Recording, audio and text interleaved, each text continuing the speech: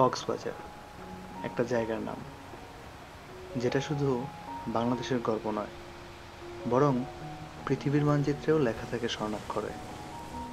আর একটা line, the longest sea beach in the world, যেটা শুনলেই বুকের ভেতর গর্বের রং লেগে যায়। কিন্তু কক্সবাজারের গল্পটা কি শুধু ভিড় আর রোদেলা দিনের ছবি? বর্ষার দিনে এই জায়গাটা যে একেবারেই অন্যরকম, সেটা জানে খুবই কম সংখ্যক মানুষ। এইবারের যাত্রায় আমরা খুঁজেছিলাম সেই অন্যরকম কক্সবাজার, যে সময় সমুদ্র একটু বেশিই উত্তাল থাকে, আকাশ থাকে মেঘে ঢাকা, বাতাসে ভেজা বালির গন্ধ। মেরিন ড্রাইভ ধরে আমরা চলে গিয়েছিলাম পেচার দ্বীপের কাছে মোয়ানা রিসোর্টে, একদম সমুদ্রের পাশে, যেখানে কান পাতলেই ঢেউ এসে গল্প বলে যায়। আর মেরিন ড্রাইভের এই জায়গাটার সুন্দর দিক কি সেটা ভাবছেন? এখানে একদিকে অপার সমুদ্রের গর্জন, আর আরেকদিকে পাহাড়ের নীরবতা। প্রকৃতি যেন এখানে দুহাত ভরে নিজের রূপ ছড়িয়ে রেখেছে। নগর জীবনের কোলাহল থেকে পালিয়ে আমরা এসে দাঁড়িয়েছিলাম প্রকৃতির কাছে, আর এই ভিডিওটা সেই শান্তির খোঁজের গল্প। তাহলে আসুন শুরু করা যাক আমাদের এবারের গল্প। আর হ্যাঁ, এই ভিডিওতে আমি আপনাদের সবাইকে জানাবো আমরা কিভাবে কক্সবাজার গেলাম, বা কোথায় উঠলাম, কোথায় কি খেলাম, এই সব কিছুর বিস্তারিত এবং কত টাকা লাগলো সেই সম্পর্কে। তো পুরো ভিডিওটা না টেনে আশা করি আপনারা দেখবেন, এবং ভালো লাগলে অবশ্যই লাইক, কমেন্ট এবং সাবস্ক্রাইব করবেন। কক্সবাজারের উদ্দেশ্যে আমরা এখন বাসা থেকে বের হইলাম। আমরা বলতে অ্যাকচুয়ালি ঢাকার থেকে এখন আমি একাই যাচ্ছি, আর চট্টগ্রাম থেকে কালকে আমার ফ্রেন্ড রওনা দিবে কক্সবাজারে, তো তার সাথে দেখা হবে কক্সবাজারেই। আর আপাতত আমি এখন যাচ্ছি কমলাপুর রেল স্টেশনে। রাত্রে 11টার সময় আমার ট্রেন, কক্সবাজার এক্সপ্রেসে করে আমি কক্সবাজার যাব। তো আশা করা যায় সকাল 8টা-9টার মধ্যে আমি কক্সবাজার চলে যেতে পারবো। দেখা হবে আপনাদের সাথে, সে পর্যন্ত গুড বাই। আমি রিক্সা করে কাকরেল থেকে কিছুক্ষণের মধ্যেই চলে আসি কমলাপুর রেলওয়ে স্টেশনে, এবং এখানে এসেই দেখতে পারি আশেপাশে প্রচণ্ড ভিড়, অনেক মানুষের আনাগোনা ছিল। বোঝা গেল সবাই কোথাও না কোথাও ঘুরতে যাচ্ছে, কিংবা যে যার কাজে যাচ্ছে। প্রবলেমটা হলো, এখানে আসার পরে দেখতে পারি যে আমাদের ট্রেনটা লেট, কারণ ট্রেনটা এখনও স্টেশনেই আসেনি। তো আমরা বুঝতে পারছিলাম না যে কখন ট্রেনটা আসবে আর কখন যাব, কতক্ষণ লেট হবে সেটা বোঝা যাচ্ছিল না। অবশেষে প্রায় 2 ঘন্টা 5 মিনিট ওয়েট করার পরে ঘোষণা আসলো কক্সবাজার এক্সপ্রেস ট্রেনটি কিছুক্ষণের মধ্যেই 7 নম্বর প্ল্যাটফর্মে চলে আসবে। আর এটা শোনার সাথে সাথেই আমরা যাত্রীরা যারা ছিলাম তারা চলে যাচ্ছিলাম 7 নম্বর প্ল্যাটফর্মে ট্রেনে ওঠার জন্য। ট্রেনের দেখা পেয়ে অ্যাট লাস্ট মনে মনে একটু স্বস্তি কাজ করতে লাগলো, এবং কিছুটা এক্সাইটেডও ফিল হচ্ছিল, যেহেতু আমরা পরের দিন কক্সবাজারে ঘুরতে যাচ্ছি। এই ট্রেনে আমার সিট ছিল ড বগিতে, এবং আমার সিট নাম্বার ছিল 37 নম্বর সিট। আর বগিতে এসে দেখি আমি ফার্স্ট যাত্রী, হয়তো এক্সাইটমেন্টে আমি তাড়াতাড়ি চলে এসেছি। আর আমি ইচ্ছা করেই অনলাইনে যখন ট্রেনের টিকিট কাটি তখন উইন্ডো সিটটা কেটেছিলাম, যাতে আমি সকালে এখানে কিছু ছবি বা ভিডিও নিতে পারি। এই যে এখন মেবি ইঞ্জিনটা সামনে দিয়ে লাগাবে আর কি। ফাইনালি রাত 1:05-এর দিকে আমাদের ট্রেনটি কক্সবাজারের উদ্দেশ্যে ছেড়ে যায়। আর এখন যেহেতু রাত হয়েছে, যেহেতু খুব একটা ভালো ছবি বা ভিডিও করা যাবে না, তো এখন ঘুমিয়ে পড়বো, আর সকালটা অবশ্যই আপনাদেরকে দেখাবো এই ট্রেন থেকে। শুভ সকাল জানাচ্ছি সকল ভ্রমণ পিপাসুদেরকে। আমরা যাচ্ছি কক্সবাজার এক্সপ্রেস ট্রেনে করে। আর এখন ভোর হয়েছে। ট্রেন থেকে এই ভোরের দৃশ্যটা দেখতে কিন্তু দারুণ লাগতেছে। তার উপরে আকাশটা একটু মেঘলা, বৃষ্টি হবে হবে ভাব। তো সব কিছু মিলিয়ে কিন্তু দারুণ একটা পরিবেশ। যতই সময় যাচ্ছে আস্তে আস্তে করে একটু একটু আলো বাড়তেছে। ট্রেনের অনেকেই হয়তো এখনো ঘুমিয়ে আছেন, কিন্তু আমি চাচ্ছিলাম না এই সময়টা ঘুমিয়ে ঘুমিয়ে কাটাতে, কারণ ট্রেনের জানালা দিয়ে বাইরের এই সকালটা কিন্তু দারুণ লাগছিল। একটা শীতল হাওয়া আর বাইরের এই সবুজাভ পরিবেশ, সব কিছু মিলিয়ে আমাদের অপরূপ বাংলাদেশের প্রকৃতি যেন তুলে ধরছিল। ট্রেনে লং জার্নি করার একটা প্লাস পয়েন্ট হচ্ছে আপনার ট্রেন যতই সামনের দিকে আগাবে আপনি দেখতে থাকবেন আপনার পাশের পরিবেশ কিংবা জীবনযাত্রা সব কিছুই একটু একটু করে চেঞ্জ হচ্ছে, এক এক সময় এক এক রকম বৈশিষ্ট্য। আর এগুলো থেকে কিন্তু অনেক কিছুই শেখার থাকে, এগুলো দেখতেও ভালো লাগে। তো চেষ্টা করবেন প্রকৃতিকে ভালোবাসার, প্রকৃতিকে উপলব্ধি করার। আপনি যদি ঢাকা থেকে কক্সবাজার ট্রেন যোগে যেতে চান তাহলে আপনার জন্য দুটি ট্রেন আছে, যার মধ্যে একটা সকালবেলায় যেটা পর্যটক এক্সপ্রেস নামে পরিচিত, সেটা সকাল 6টা 15-তে ঢাকা থেকে ছাড়ে এবং কক্সবাজার পৌঁছানোর কথা দুপুর 2:30টার দিকে। আরেকটা ট্রেন যেটা রাত্রেবেলায়, সেটা হচ্ছে কক্সবাজার এক্সপ্রেস, যে ট্রেনে করে এখন আমি যাচ্ছি। এই ট্রেনটা কমলাপুর রেলওয়ে স্টেশন থেকে ছাড়ার কথা রাত 11টায় এবং সকালে পৌঁছানোর কথা 7:30টার দিকে। কিন্তু এখানে যেহেতু ট্রেন অনেক সময় লেট করে, এই জন্য এই টাইমগুলো কিন্তু আপ ডাউন করে। চট্টগ্রাম স্টেশনের আগে প্রতিবার ট্রেন যখন এখানে থাকে বোঝা যায় যে সেটা পাহাড়তলী স্টেশন এবং চট্টগ্রাম পৌঁছাতে আর খুব বেশি দেরি নেই। আর এই জায়গা থেকেই কিন্তু একটা অন্যরকম ভালো লাগা কাজ করা শুরু করে, কারণ আমি প্রায় 7টা বছর চট্টগ্রামে ছিলাম, সেই জন্য অনেক অনেক মেমোরিজ। তো চট্টগ্রামের আশেপাশে আসলেই বা চট্টগ্রামে গেলে স্বাভাবিকভাবেই আমার অনেক ভালো লাগে। সকালের এই দারুণ সৌন্দর্য দেখতে দেখতে কখন যে চট্টগ্রাম চলে আসলাম বুঝতেও পারলাম না।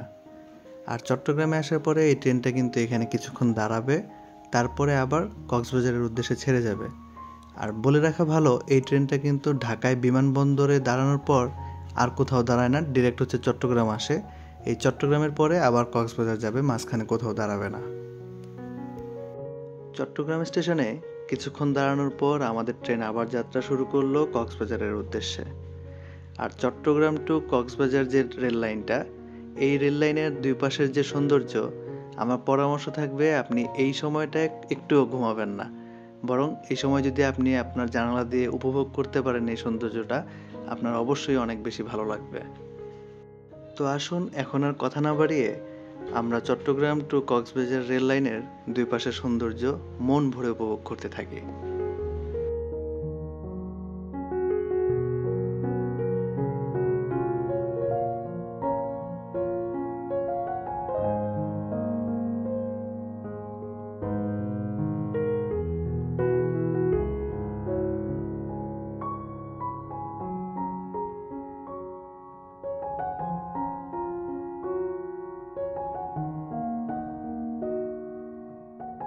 এতক্ষণ ধরে নীরবতা পালন করা মেঘলা আকাশ যেন আর পারছিল না, তাই বৃষ্টি হয়ে ঝরে পড়লো এই ভূমিতে।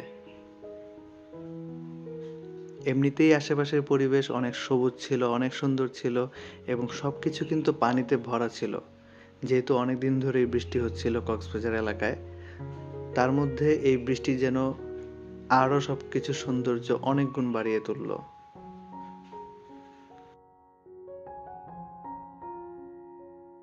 এরকম পরিবেশ দেখে মনে হচ্ছিল এই জার্নিটা যেন আর শেষই না হয়, যেন ট্রেনটা চলতেই থাকে চলতেই থাকে। কিন্তু কিছুক্ষণের মধ্যেই আমরা চলে আসি কক্সবাজার স্টেশনে। আমাদের ট্রেনটি কক্সবাজার স্টেশনে এসে পৌঁছায় সকাল 10:45টার দিকে। যেহেতু ট্রেনটা লেট ছিল তাই এদিকেও লেট হয়। আর ট্রেন থেকে নেমে এখন আমার গন্তব্য ছিল ডলফিনের মোড়, যেহেতু ওখানে আমার বন্ধু অভি সে ওয়েট করার কথা। তো আমরা সেখানেই দেখা করব এবং দেখা করে নাস্তা করব, আর নাস্তা করে আমরা রওনা দিব আমাদের যেটা বুকিং দেওয়া ছিল রিসোর্টে, সেই রিসোর্টের উদ্দেশ্যে। সাথেই থাকেন। কক্সবাজারের এই রেল স্টেশনটা কিন্তু বেশ দারুণ এবং জমকালো। যে কোনো আন্তর্জাতিক রেলওয়ে স্টেশনের সাথে আপনি এটাকে মেলাতে পারবেন। এর যে অবকাঠামো সেটাও কিন্তু দেখতে অনেক বেশি ডেভেলপ মনে হবে। তো যাই হোক, বৃষ্টিতে কিছুক্ষণ ওয়েট করার পরে আমরা একটা অটোরিকশা নিয়ে নিলাম ডলফিনের মোড়ের উদ্দেশ্যে। আর ভাড়া নিল 70 টাকা, যেহেতু বৃষ্টির সময় তাই একটু বেশি নিল।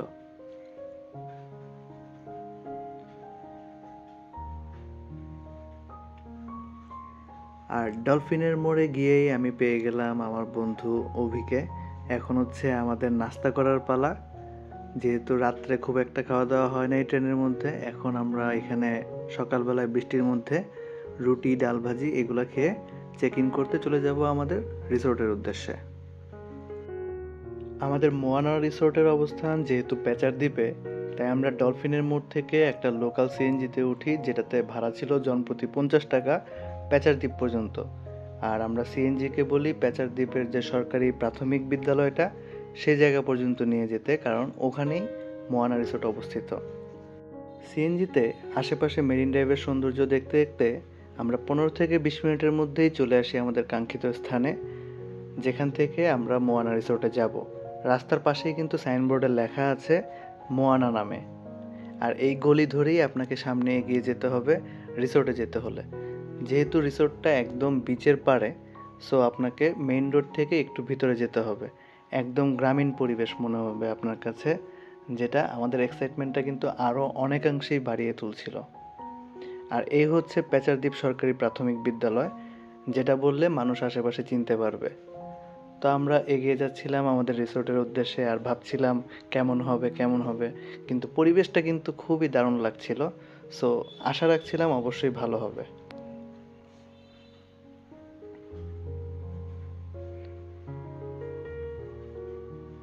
গলি ধরে কিছুটা এগিয়ে যাওয়ার পরে আবার একটা সাইনবোর্ড দেখতে পারি, আর সাইনবোর্ডের দিক নির্দেশনা অনুযায়ী আমরা সামনের দিকে আগানো শুরু করলাম। কিছু দূর হাঁটার পরেই আমাদের চোখের সামনে ভেসে আসে সি বিচ।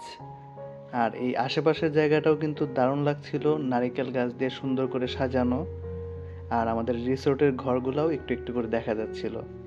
আর এখানে কিন্তু সাইনবোর্ডে সুন্দর করে লেখা আছে welcome to the land of Moana, যেটা দেখে অনেক ভালো লাগলো। আর একটা কথা বলে রাখি, এখানে কিন্তু আপনি একই সাথে রেজু খাল এবং সি বিচের অংশ দুইটাই দেখতে পারবেন।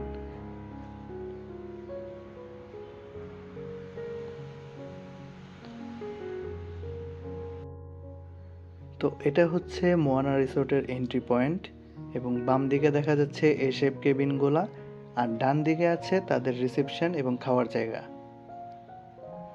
প্রচণ্ড বৃষ্টি হচ্ছিল, এর মধ্যে আমরা ব্যাগ ট্যাগ নিয়ে ফার্স্টেই চলে গেলাম রিসেপশনে, যেখানে আমাদেরকে তাদের রিসোর্টের একজন রিসিভ করে যে ফর্মালিটিসগুলো ছিল সেগুলো কমপ্লিট করলো। ফর্মালিটি শেষে তাদেরই একজন আমাদেরকে নিয়ে যাচ্ছিল আমাদের বুক করার রুমে। আর এখান থেকে যে সিনারিটা দেখা যাচ্ছে সেটা কিন্তু জাস্ট ওয়াও, এটাতে আপনি মুগ্ধ হতে বাধ্য। তো যাই হোক, আমরা আস্তে আস্তে রুমে যাচ্ছিলাম, যেহেতু বৃষ্টির দিন ছিল, অনেক কাদা টাদা লেগে গিয়েছিল জুতায় কাপড় চোপড়ে। এখানে প্রতিটা এসব কেবিনে পার নাইট স্টে করতে হলে গুনতে হবে 3600 টাকা, যেখানে 3 বেলার খাবার ইনক্লুডেড। তো আমরা 2 জন ছিলাম, আমাদেরকে পার হেড 1800 টাকা দিতে হয়েছিল। তো এই হচ্ছে আমাদের এসেপ কেবিন। আর এখানে যে তাঁবুর মতো করে একটা কাপড় আছে, সেটা চেইন দিয়ে অ্যাকচুয়ালি আটকানো থাকে, যেটা খুললে ভিতরে এই চমৎকার একটা রুম আপনি দেখতে পারবেন, যেখানে অনায়াসেই 2 জন থাকা যায়। আর এটা কিন্তু আমার কাছে বেশ দারুণ লেগেছে। এখানে আপনি লাইট পাবেন, একটা হচ্ছে ফ্যান পাবেন, আর 2 জন থাকার মতো সব কিছুই দেওয়া থাকে। আর সামনের এই বারান্দাটা থেকে যে ভিউটা দেখা যায় সেটা কিন্তু দুর্দান্ত। মানে আপনি একই সাথে রেজু খাল এবং সি বিচ দেখতে পারতেছেন, তার সাথে যে সমুদ্রগামী নৌকাগুলা, সব কিছু মিলে কিন্তু দুর্দান্ত একটা পরিবেশ। আপনি যদি এই কটেজের বারান্দা থেকে বসে থাকেন আর বসে বসে উপভোগ করতে থাকেন এই পরিবেশ, আপনি বুঝতেই পারবেন না কখন যে ঘন্টার পর ঘন্টা সময় চলে যাবে। আর এখানে চেইনের কাপড় দিয়ে আপনার রুমটা আটকানো দেখে অনেকেই মনে করতে পারেন যে সিকিউরিটির কোনো ইস্যু আছে কি না। আমি বলবো আমার দেখা মতে এখানে কোনো ধরনের সিকিউরিটির প্রবলেম হয়নি, যেহেতু এটা তাদের নিজস্ব বিচ, প্রাইভেট বিচ বলতে পারেন। সো এখানে কিন্তু আর তেমন কোনো মানুষই থাকে না, জাস্ট হচ্ছে গেস্ট যারা আসবে তারা এবং রিসোর্টের লোক, আর পাশাপাশি এখানে যে জেলেরা আছে তারা। এর বাইরে কিন্তু এখানে খুব একটা মানুষ থাকে না। সো নিরাপত্তা নিয়ে খুব একটা প্রবলেম নেই, আপনি অনায়াসে এখানে থাকতে পারবেন। তো আমরা ঘরে সব কিছু রেখে ড্রেসটা চেঞ্জ করে একটু বাতাস খাচ্ছিলাম সি বিচে, আর ওয়েট করতেছিলাম দুপুরের খাবারের জন্য। আর এখন যেখানে আছি এটাই কিন্তু এই রিসোর্টের কমন যে খাবার জায়গা সেটা। আপনি চাইলে আপনার খাবার ঘরে নিয়েও খেতে পারেন, কিন্তু আপনি জাস্ট একবার ভাবেন আপনি এমন একটা জায়গা থেকে আপনি লাঞ্চ বা ডিনার করতেছেন, আপনার চোখের সামনে হচ্ছে রেজু খাল এবং সি বিচ এবং এ শেপ কেবিনগুলার কি দুর্দান্ত একটা ভিউ। আপনার নিমিষেই কিন্তু আপনি যদি কোনো ফ্রাস্ট্রেশনে থাকেন সব কিছু শেষ হয়ে যাবে আর আপনি এনজয় করতে থাকবেন এই অপরূপ সৌন্দর্য। তো এখন সময় হয়েছে দুপুরের খাবার। তারা আমাদের জন্য সুরমা মাছ ফ্রাই, আলু ভর্তা এবং টমেটো ভর্তা দিয়েছে। সমুদ্রের এই টাটকা সুরমা মাছের ফ্রাইটা খেতে কিন্তু বেশ লেগেছে। আরেকটা কথা বলে রাখি, এখানে কিন্তু থাকার প্যাকেজের সাথেই 3 বেলায় কমপ্লিমেন্টারি খাবার পাবেন আপনি। ডান দিকে যে জুম ঘরটা দেখতে পাচ্ছেন, এখানে যারা অনেক বন্ধু বান্ধব মিলে যাবেন তারা থাকতে পারবেন। আর সোজা যে ছোট ছোট রুমের মতো দেখা যাচ্ছে, এগুলো কিন্তু কমন বাথরুম। যারা জুম ঘর এবং এসএফ কেবিনে থাকবেন তারা ইউজ করতে পারবেন। আর এখানে মোট 5টা এসএফ কেবিন আছে। এর বাইরে কিন্তু আরও 3টা কটেজ আছে, যার মধ্যে 2টা কাপল কটেজ যেখানে 2 জন করে থাকতে পারবেন, আর একটা ফ্যামিলি কটেজ যেখানে 4 জন করে থাকতে পারবেন। বৃষ্টি এবং সব কিছু মিলিয়ে আসলে ওইটার ভিডিও নেওয়া হয় নাই, কিন্তু আমি আপনাদেরকে একটা ছবির মাধ্যমে সব কিছু বলে দিচ্ছি। এই 3টা কটেজের মধ্যে 2 সাইডে 2টা হচ্ছে কাপল কটেজ যেখানে 2 জন করে থাকতে পারবেন, আর মাঝখানেরটা হচ্ছে ফ্যামিলি কটেজ যেখানে 4 জন করে থাকতে পারবেন। আর এই 3টা কটেজের প্রত্যেকটাতেই কিন্তু অ্যাটাচ বাথরুম আছে। দুপুরের খাওয়া দাওয়া শেষে আমরা বেরিয়ে পড়ি শাপলাপুর বিচের উদ্দেশ্যে। যদিও আমাদের ওই দিন যাওয়ার কথা ছিল প্রায় টেকনাফের কাছাকাছি, কিন্তু যে ওয়েদার ছিল আসলে পসিবল হয় না ওইদিকে যাওয়া। তো আমরা আশেপাশেই শাপলাপুর বিচ যেহেতু ছিল ওইখানে চলে আসি। আর এখানে এসেই প্রথমে একটু চা খাওয়ার দরকার ছিল, কারণ একটু ঘুম ঘুম আসছিল, যেহেতু ট্রেনে খুব একটা ভালো ঘুম হয় নাই। তো আমরা এই জায়গায় একটু চা খাই, আর চা খেয়ে পরবর্তীতে আমরা একদম শাপলাপুর বিচে চলে যাই। আর বিচে যেতে মাঝখানে এই পানির পথটা আমাদেরকে পার হতে হচ্ছিল। বন্ধু খারা খারা খারা খারা খারা একসাথে যাই। কেন ভাই নাই তো এতুরে হাঁটু বুঝুন আমার একসাথে যাই ওটা তো হালা আল্লাহর প্যান্ট ট্যান্ট ভিজে। তোর এতুরে পানি আনলে ভাই নাই তো এখন যদি একটা গর্ততে ভাই কেন মত কথা চূড়াবালিতে পড়লে আর উপায় আছে? দাদা এগুলো ইয়ার পানি বালুর পানি আগা আগা হালা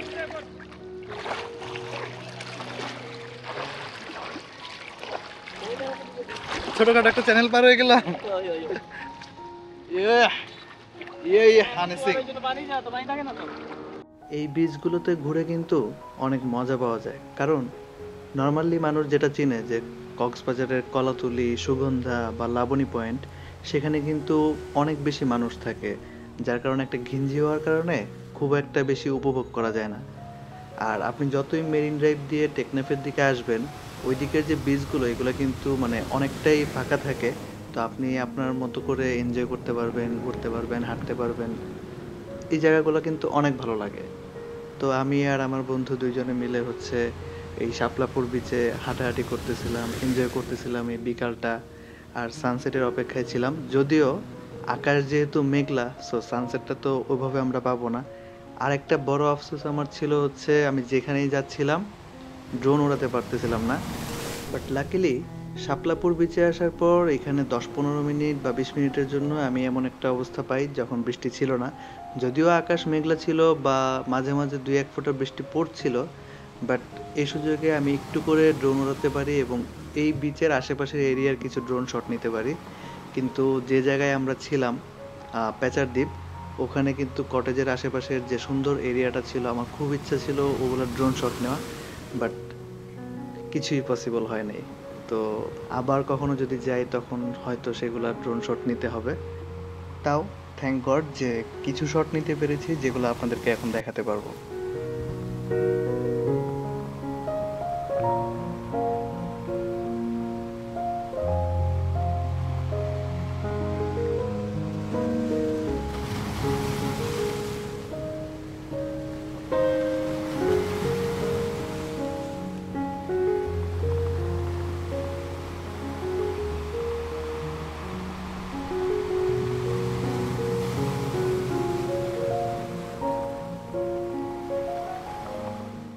এবার আমাদের আবার এই ছোট্ট পানির পথ পার হয়ে ফিরে যাওয়ার পালা। ডিএসএলআর এর দিন শেষ। এই স্রোতের টান দেখছো? এখন টান বেশি স্রোতের বাপরে। ওই সময় তো এত ছিল? হ্যাঁ ওই সময় তো ছিল, এখন বাম দিকে টানতেছে খালি। আরে ভাই, শাপলাপুর বিচে দারুণ একটা বিকাল কাটানোর পর হেঁটে যাচ্ছিলাম এই ঝাউবন ধরে মেন রোডে। সেখান থেকে গন্তব্য আবার সেই মোয়ানা রিসোর্টে। কিন্তু যেতে যেতে ভাবছিলাম, সমুদ্রের এই বিশালতার মাঝে আমরা কতটাই না ক্ষুদ্র, যেন হারিয়ে যাচ্ছিলাম সমুদ্রের অতল গহ্বরে।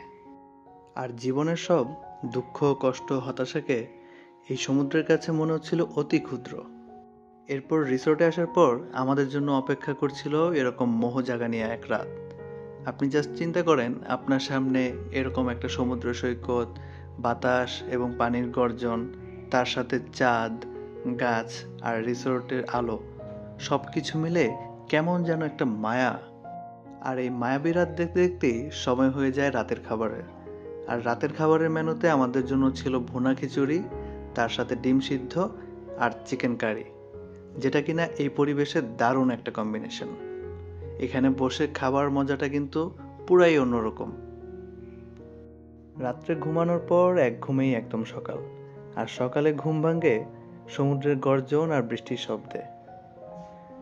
আর সকাল সকালই আমাদের জন্য চলে আসে নাস্তা, যে নাস্তাতে ছিল রুটি, আলু ভাজি আর ডিম ভাজি, যেটা কিনা আমার একদম ফেভারিট একটা খাবার।